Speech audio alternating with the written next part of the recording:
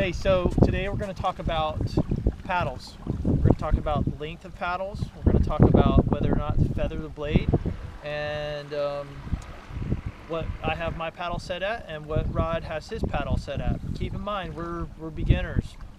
We're learning a lot from Oscar's videos, from the Maka Brothers videos. Yep. And I've chosen to go with a 0 degree feather on my paddle, and I am 5'10", and so far for me a paddle length of 212 centimeters has worked nicely for me. For 0 feather, you can see that my paddle blade is flat or straight on both ends. Why do I like that? As a beginner, it helps me a lot when I need to brace.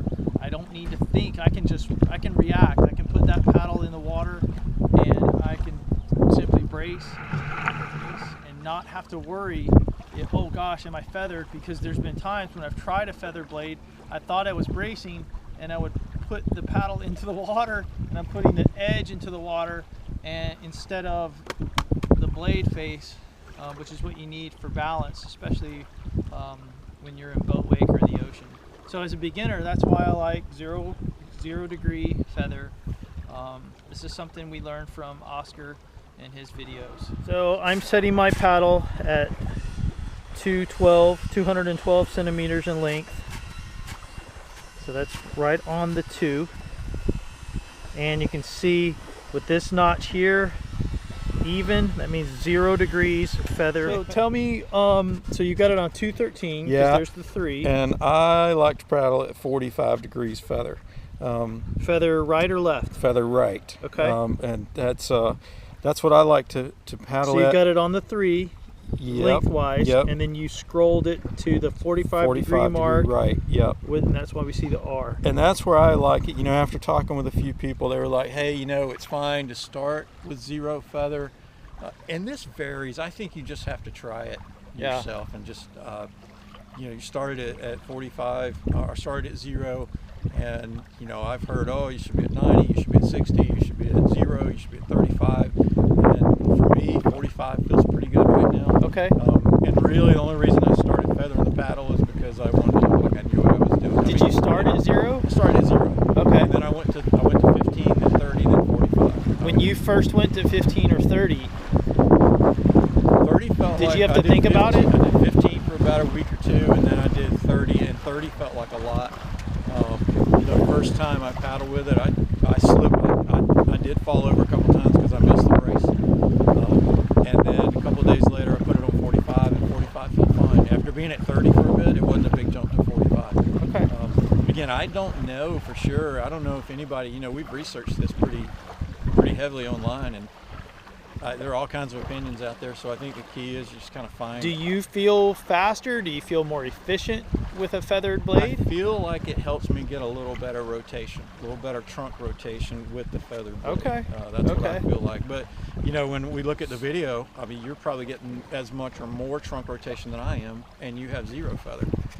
So, you know, maybe it's just everybody's a little bit different. Everybody's built a little bit different, and it's a good idea to try it out. And talk a little bit about why do you have yours set at 213 instead of like 212, for example? Yeah, it just feels better to me. You know, I was paddling I was playing around with 210, 211, 212, and somebody said, hey, try it out a little bit.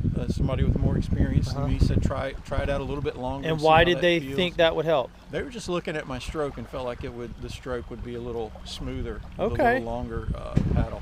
Again, I don't know. I like it because I think I tend to be more of a, you know, I like the strengths. I tend to be more of a power paddler than a high cadence paddler. So maybe that's why. So in other words, the longer your paddle, the slower cadence? The slower cadence you're going to have and the more leverage. You know, you got a longer lever, so it's going to take a little bit more power, I think, to put. That's my theory. Yeah. You know, it'd be great if you guys would weigh in on that. So what your experience is. Okay. But that's what I have found as I experimented with. Yeah, this is a huge debate online, and seems to be, yeah, and I think that you know, we're beginners. We're figuring it out as we go, and which is kind of fun because I think in some cases, you know, it's kind of fun being a beginner and figuring all this out. And so there are a lot of questions that I think are settled. If you've been doing this for 10 years, you don't even think of anymore. But it's things that, like for us, if you're a beginner, you know, these are the kind of questions that you spend a lot of time trying to figure out.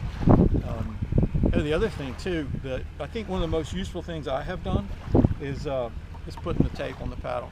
Okay. And it's just electrical tape. And what I found was when I did not have the tape on the paddle, my hands walked constantly, and I would end up holding the paddle like, you know, like this. Yeah, and, I do that too sometimes. Yeah. So where are you putting your hand? You know, and I on move the tape? my hands around, but yeah, I like to put them on the tape. This is where, you know, if you do the whole 90-degree elbows, shoulders and elbows at 90 degrees, and I'm not sure where. I mean, that's pretty close. Right, I mean, anyway, but so you set it so looks like your middle finger is on the tape. Finger on it, and I do move it around as I'm paddling. Yesterday we were paddling, started to get a little bit tired.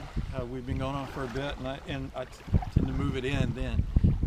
When we wanted a little more power, we were doing our sprint sets. I moved it out a little bit, got a little wider. Interesting. So I do move it around, but I think the key is that it helps me keep them even. Yep. More than anything else, because as soon as I take these off here, I end up very lopsided. I know a lot of times when we're in the middle of our sprint set, I'll take a peek at where my hands are. Yeah. And that seems to be when I lose my balance. Yeah, when you know, I'm like, oh, where, you know. Yeah, I found with just these little, I don't know, it's probably 4 or 5 wraps of electrical tape, and I found with that, I don't even have to think about it. How did you know to put the tape there? Like, why didn't you put it here or here? I stood in front of the mirror. I did the 90 degrees. Okay. And just so that's a good idea. So you stood in front of the mirror, did your 90-degree thing, and then put your tape. Right. That's cool. And then I figured I could adjust it by where I feel this tape. You know, if I felt like it was too much, I could just move my hands in. And this paddle I see right here, it's a 210 to 220. Right.